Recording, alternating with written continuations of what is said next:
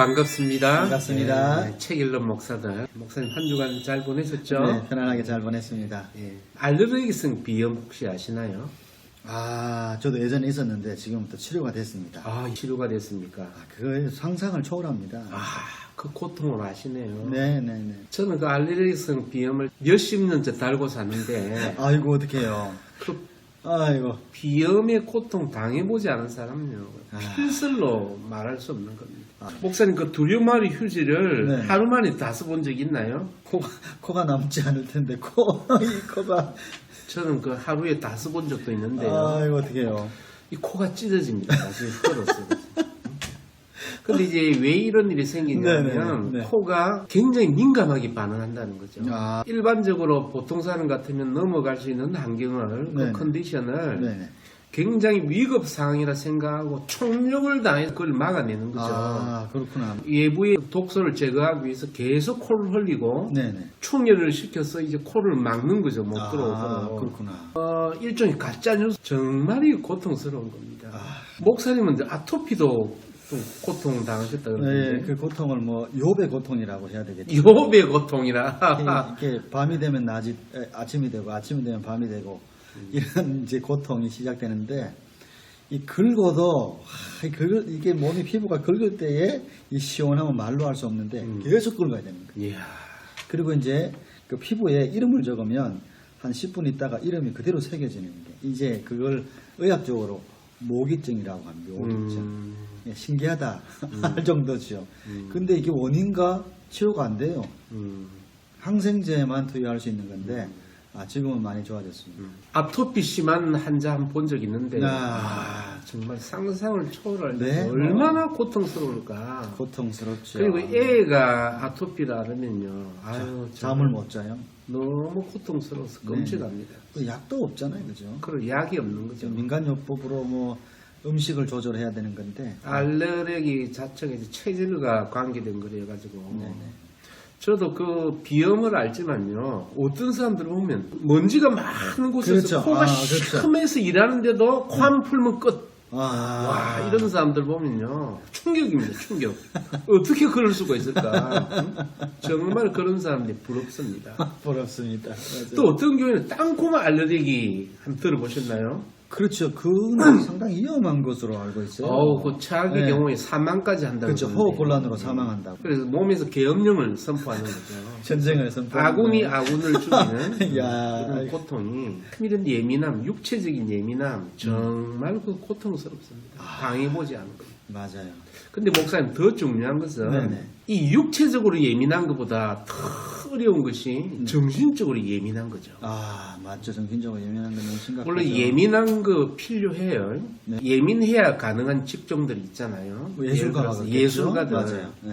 둔감한 사람이 예술 절대 못합니다. 그건 그렇죠. 불가합니다. 불가해. 그러니까 만약에 산에 가서 아주 풍경을 볼 때 와 하고 끝나는 거예요. 작품이 안 나오는 거죠. 그러니까 사과를 보면 이제 화가들은 네. 이 사과를 어떻게 표현할 것인가 네. 그런 어떤 심미안으로 보는데 네네. 둔감한 사람은요 먹어야죠. 먹어버리고 요거죠. 똑같은 사과를 두고 관점이 그렇죠. 완전히 이제 틀리는 것을 보는데요. 맞아요. 또 우리 신앙인은요 네네. 영적인 예민함이 참 필요합니다. 아이고. 이 신앙인이 영적 예민함이 없다면 그 신앙인이 아니죠. 아니죠. 그래서 보이는 세계를 뛰어넘어 보이지 않는 세계가 있음을 인정하면서 그것의 어떤 원리로 따라 내 삶을 인도받는 맞습니다. 그런 삶이 참 중요한 거죠. 맞습니다. 그래서 예술가, 신앙인 그런 분들뿐만이 아니라 일반 커먼 센스에서도 일정의 예민함은 필요합니다. 맞습니다. 사회생 특히 인간관계를 맺기 위해서는 맞아요. 다른 사람을 좀 마음을 헤아리고 이해하고자 하는 이런 예민함은 필요합니다. 맞습니다. 목사님, 대부분의 인간관계의 그 불행은 어디서 오는 걸까요? 민감함에서 오는 거죠.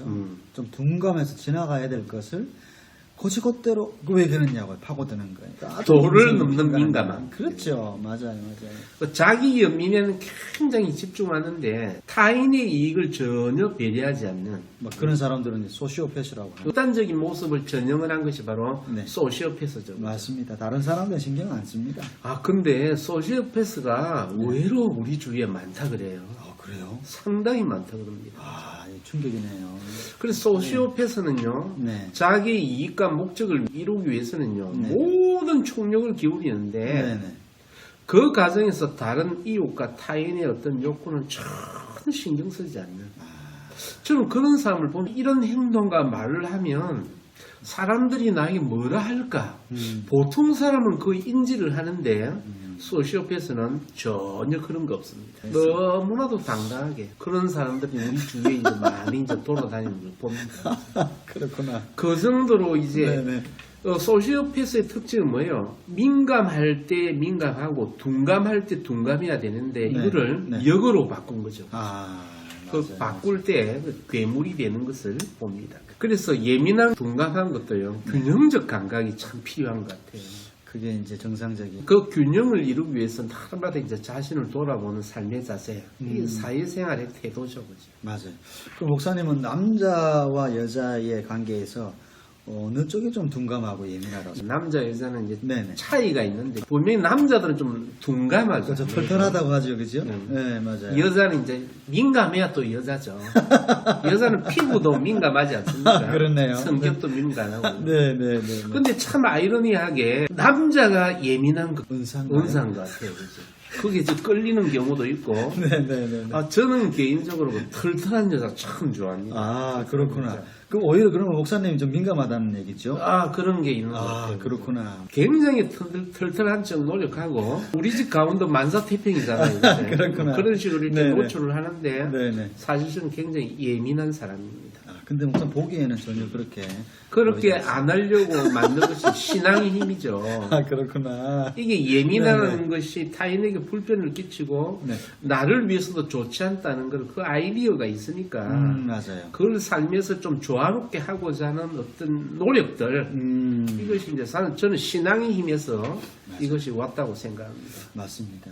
여성분들이 좀 예민하다고 생각하는데, 이제 작가가 말하는 그 여성과 남성의 차이를 보면 그런 것 같아요.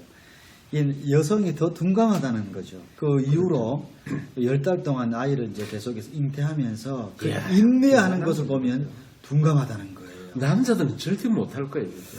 뭐 전하 목사님이나 뭐 도중에 이제 포기했지 않겠나 생각합니다. 물론 저도 뭐 거의 임신 6개월 같은 배가 있습니다. 그걸로 따지면 10개월도 끌 수 있지 않을까 생각하지만 아, 그래, 좋은 경험이네요. 근데 발길질은 안 하잖아요. 이 여자분들은 정말 대단한 거죠. 맞아요. 그리고 여자분들이 특별히 그 고통이 강한 것 같아요. 제가 예전에 아는 권사님이 계신데, 권사님이 그 주간에 고관절 수술을 했습니다. 고관절 수술은 정말 수술 중에 큰 수술이잖아요. 걷지 않아야 되는데, 토요일 날 교회 식당 봉사에 김장당구로 오셨다는, 세상에. 깜짝 놀라서 쫄뚝쫄뚝하고 오셨던 그 수술하고 그날, 예. 그 주간에. 그게 남자로서는 꿈에도 생각하지 못할 보통 일이죠. 남자는 뭐 손만 비어도 병원에 뭐 응급실에 갔다. 안 오는 거죠. 그리고 옛날에 우리 할머니들은 네네. 밭에서 일하다가 애 낳고 와서 다시 밭에서 일했다잖아요. 그죠? 목사님. 남자들은 그 정말 있을 수가 없는 이야기입니다. 맞아요. 있을 수 없는 있을 수 없는 이야기죠. 대단하다. 둔감하네요. 저는 이제 고통이 굉장히 약합니다. 맞죠. 목사님, 뭐, 주사도 목사님 맞지 않는다는 얘기가 저는 있던데. 주사 맞지 않습니다. 그 정도로 저는 남자인데 네, 고통이 상당히 약한 것 같아요. 그죠? 밤에 모기 한 마리가 있으면요 잠을 못 자요. 그렇구나. 해결하기 전까지. 네. 그래서 제가 태생적으로 굉장히 예민한 사람이다. 이런 그러니까. 생각이 참 많이 드는 것 같아요. 죄송하지만 보기하고는 좀 많이 틀리네요. 보기도 사실 연약합니다.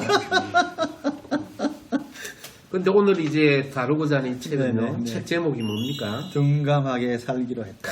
둔감하게 살기로 했다. 네. 이 책 제목이요. 상당히 어떤 심오한 제목을 접했을 때, 이 둔감하게 살기로 했다. 인생을 포기하게 했나? 하기로 했나? 이런 생각을 좀 많이 들었죠. 근데 이 와타나베 주니치가 둔감력을 말할 때, 우리가 일반적으로 생각하는 둔감력과는 완전히 반어적인 소재를 가지고 여기서 말하는 둔감력은 어떤 거죠? 이게 삶은 이래도 좋다 저래도 좋다 이게 아니라 인생에 닥치는 예기치 못한 사건이나 관계에서 그 관점에 대해서 그 관점에 대해서 내가 슬기롭게 이겨나갈 수 있는 용기 괜찮아, 그럴 수도 있지라고 하는 대처하는 어떤 방법만 그렇죠. 해서 이제 태도. 동감력, 태도죠. 태도를 이야기하는 거죠. 맞습니다.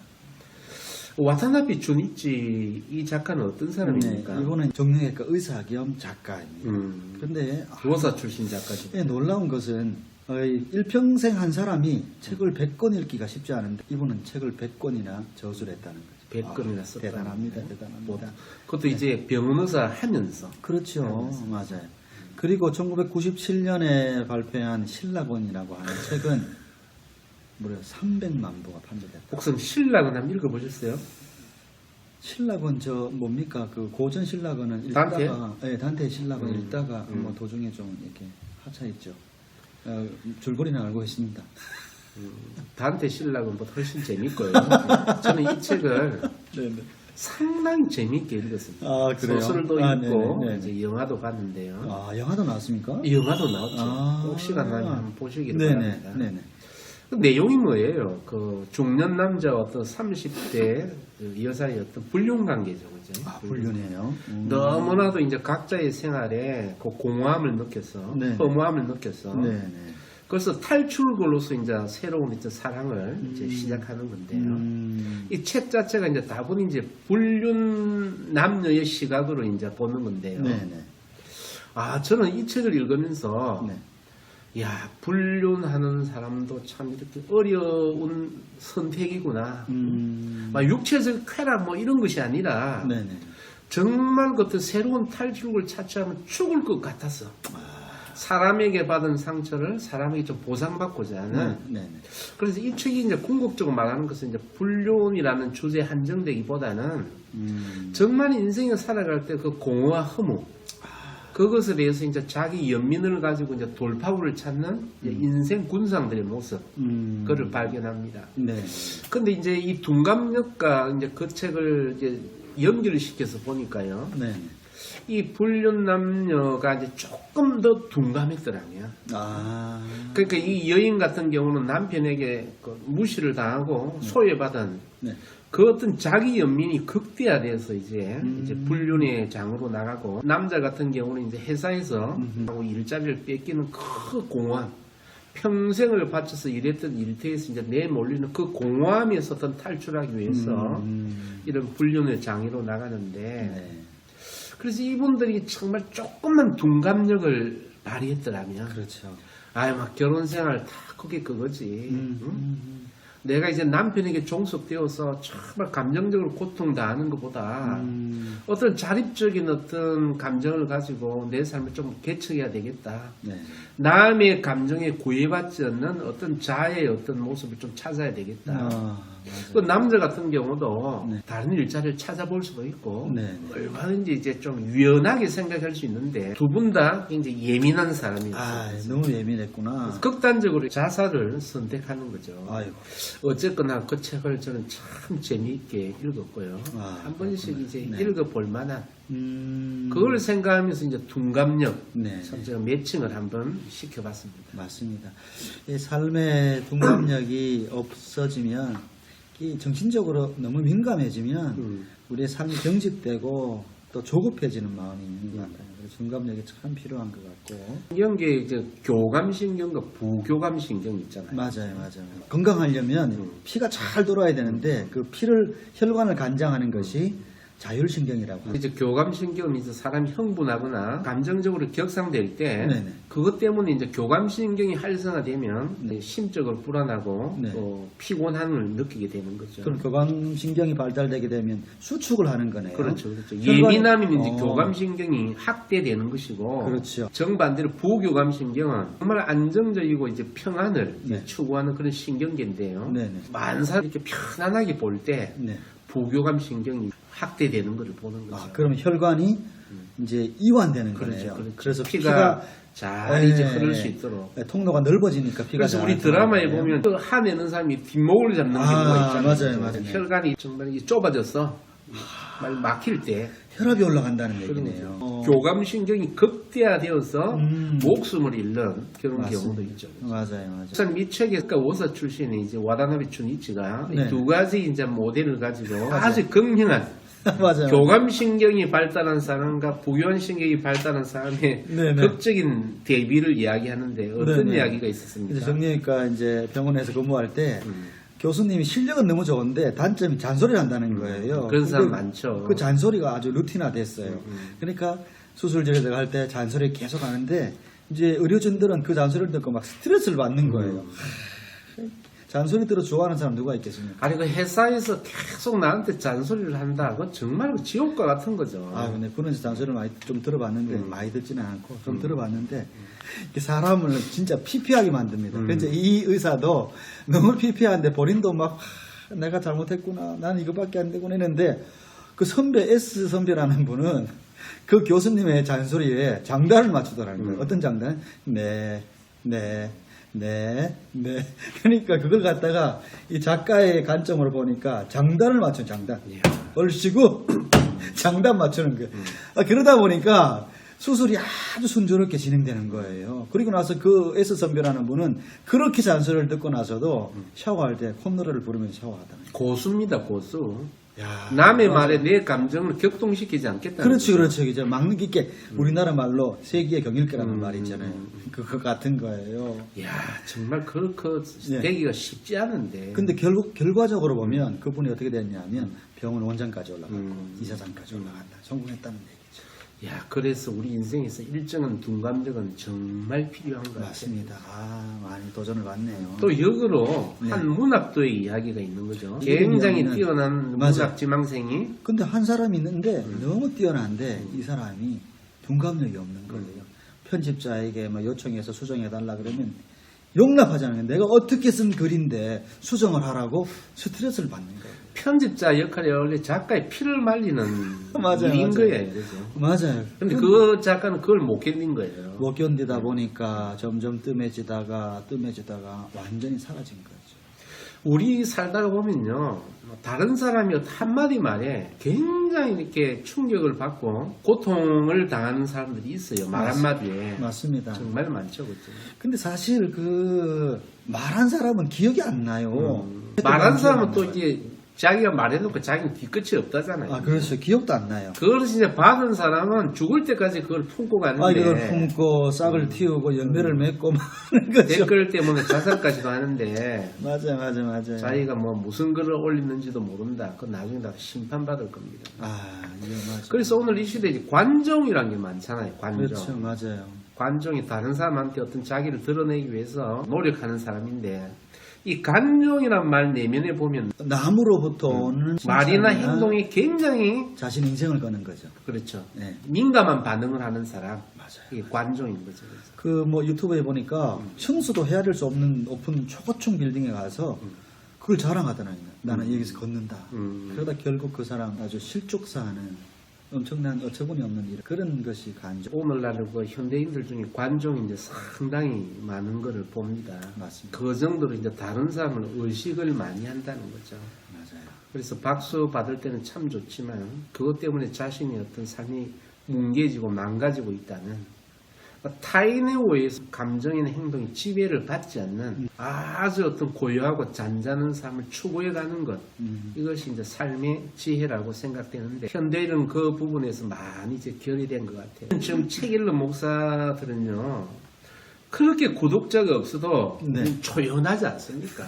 절대 우리는 뭐 답답해하지 않고 불안 낭만하고 있지 않지 않습니까? 네. 언젠가는. 그래서 우리 책 읽는 목사가 네네. 둔감력이 어떤 결정체였다. 아, 이걸 맞아요. 말해주고자 합니다. 우리가 실천적으로 보여주고 있네요. 아, 맞아요. 구독하지 않으셔도 낭망하지 않습니다. 그래서 기독교에서도요, 네네. 이 둔감력을 다른 표현을 써서 이야기를 하고 있죠. 네네. 그걸 인내라고 말할 수 있죠. 인내라고 이야기를 합니다. 네. 인내는 어떤 의미가 있을까요? 아, 그렇게 참는 거죠. 그리고 결과를. 이제 무작정 참는 게 아니라 그렇죠. 신앙적으로 참는 뭐 거죠. 신앙적 소명과 어떤 비전을 가지고 그렇죠. 자기를 쳐서 굴복시키면서 네. 더 큰 뜻을 이루기 위한 어떤 과정으로 그렇죠. 이 감정과 행동들을 이제 받아들이는 거죠. 그렇죠. 절제하면서. 무조건 참는 게 아니라. 우리 성경에 보면 참 재미있는 인물이 있어요. 그 사도 바울이. 사도 바울은요, 굉장히 잘난 사람이고 자존심도 강한 사람이에요. 아이고, 최고 학벌이고. 굉장히 자기 자랑 잘하는 사람인데, 네네. 이 사람은 다메섹 도상에서 해심 이후에도 계속 싸움닭 같은 삶을 살았잖아요. 그죠? 네네네. 베드라하고 싸우고, 성령의 사람 바나바하고도 싸우고, 아, 조카 그렇구나. 문제는 거죠. 네네네, 맞아요. 보통 사람이 아니었잖아요. 그죠? 아주, 예. 그런 이런 이제 시행착오를 겪은 후에 이제 말미에 사도 바울은 위대한 고백을 합니다. 아, 그래요. 예수 그리스도의 아는 지식 외에는 다 배설물. 그 정말 인생에서 예민해야 할 것과 네. 둔감해야 될 거를 사역 말미 부분에 이제 비로소 분석해내는. 아, 물론 대부분의 인생이 뭐 네. 정반대로 살다가 허무한 끝을 맺는 사람이 너무나도 많은데 네네네. 사도 바울은 네. 그래서 고수인 것입니다. 아, 대단하죠. 우리 기독교인에게 있어서 하나님의 명령은 내 이웃을 내 몸과 같이 사랑하라. 네. 그러니까 나를 이웃과 동등선상에 놓기를 원하시는 명령을 주셨는데요. 네네, 맞습니다. 사실 이게 기독교인의 절대 과제이기도 한데 이게 참 어려운 거예요. 아유. 이거 동급 선상에 놓는다는 건 정말 어려운 일인데 네네네. 정말 신앙의 고수들은요. 자신보다 타인을 더 많은 의미를 부여합니다. 네네. 사도 바울은 그 경지까지 갔다는 거죠. 맞습니다. 그 자기의 목숨마저도 아끼지 않고 이웃 사랑을 위해서 내버릴 수 있는 맞아요. 정말 믿음의 고수는 그 정도까지 간다는 거죠. 과거에 그렇게 자기 연민으로 가득 차고 다른 사람을 비난하고 무시했던 사람이 네네. 하나님의 통치와 지배를 받으니까요. 완전히 변화된 삶. 아, 이런 삶 누리는 사도 바울이 네. 대표적 둔감력의 맞아요. 샘플이라고 할 수 그렇죠. 있죠. 세상의 소리에는 좀 귀를 닫고 하나님의 소리에 문을 여는 정말 둔감력이 아니겠나. 맞습니다. 근데 목사님이 이 네네. 둔감력을 네. 오늘 우리 삶에서 어떻게 적용할 수 있을까요? 예를 들어서 가정에서 네. 우리가 이 둔감력을 어떻게 좀 펼칠 수 있을까요? 이 가정에서 불화가 일어나는 것 중에 하나가 자신을 주장한다는 얘기죠. 내가 나의 비전, 나의 뭐 음식 스타일, 라이프 스타일을 자꾸 주장하다 보면 트러블이 생기는 거예요. 그 결혼을 하는 목적이 네. 자기가 행복하기 위해서 결혼을 하는 사람들 상당히 많아요. 맞죠. 그래서 행복하지 않으면 이제 결혼을 이제 파토 내버린 이런 사람들이 많은데 그렇죠. 맞아요. 결혼의 동기부터 아주 악질적인 거죠. 그 저는 이제 가정생활에서 아까 이제 네네. 주니치 와다나비 주니치 네. S 선배처럼 맞아요. 아내가 아무리 독서를 퍼부어도 네. 네 할 수 있는 네. 그 고수의 어떤 반열까지 올라와야 되겠다. 맞아요. 저 같은 경우에는 뭐 음식 스타일과 음식 스타일이 이제 우리 아내하고 좀 다른 부분이 있는데 우리 아내는 간소하게 저는 좀 이렇게 다분히 많이 그런데 뭐 지금은 주는 것에 감사하는 네, 뭐 그런 스타일이 아니 지금 어떻게 결혼한 지 꽤 됐는데 음식을 문제를 삼는다고 미친 거 아닙니까? 예? 주는 것만 해도 얼마나 감사한데 그 음식 타령을 하고 있으면 네. 라이프 스타일을 주장하게 되면 둔감력이 없어지고 예민함이 나타나게 되는 거죠. 둔감력 꼭 필요합니다. 맞습니다. 부부간에 둔감력이 없으면요 신랑은 투가 되게 되는 것입니다. 그 목사님 그 사회생활에도 둔감력이 필요해요. 아 맞습니다. 그리고 직장인들이 항상 가슴에 품고 있는 게 뭐죠? 아주 건총이 아니고 건총이 아니고 사직서라고 사직서. 하네요. 네. 어떤 분들은 사직서 100번도 썼다. 아 맞습니다. 그 직장인들이 견디는 게 취직하기 위해서 이력서보다 더 많이 쓰는 게 이제 사직서다 이런 이야기 하는데 얼마나 힘들면 사직서를 쓸까요? 얼마 전에 TV 드라마로 방영됐던 미생이라는 드라마 있잖아요. 사회인들이 얼마나 고생하고 있는지 특히 남성들이 참 불쌍합니다. 그 한 달 월급 받기 위해서 정말 그 수모 다 그렇죠. 찍고 자존심 다 내려버리고 이것을 극복할 수 있는 방법이 뭘까요? 둔감력이죠. 둔감해야죠. 네, 직장 상사가 맞아요. 꼬장을 부리더라도 저 사람이 가정에 뭐 무슨 일이 있었겠거니 힘든 일이 있었겠거니 하고 맞아요. 네네 하고 맞아요. 정말 어려운 시련이 있더라도 즐거운 마음으로 맞습니다. 내한테 또 도전이고 기회고 경험이 될 수 있겠다라는 긍정적인 마인드로 간다면 네네. 정말 버릴 게 하나도 없는 거죠. 직장 생활에 성공한 사람을 보니까 이렇더라고요.